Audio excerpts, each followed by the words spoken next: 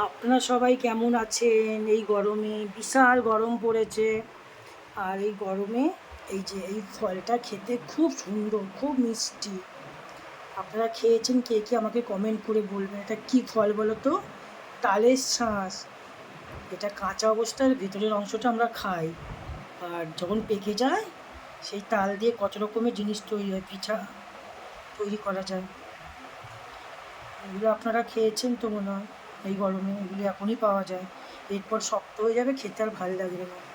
এর ভেতরে যে জলটা থাকে সেটাও খুব মিষ্টি, সেই ডাবের জলের মতো মিষ্টি ওটা। এগুলো খেতে খুব ভালো, আপনারা খাবেন এই গরমে, খুব ভালো। এগুলো পেরেছে আমাদের গাছ থেকে, পেরে কাটিয়েছে লোক। এগুলো খেতে খুব সুস্বাদু। এই গরমে আপনারা ভালো থাকবেন, সুস্থ থাকবেন।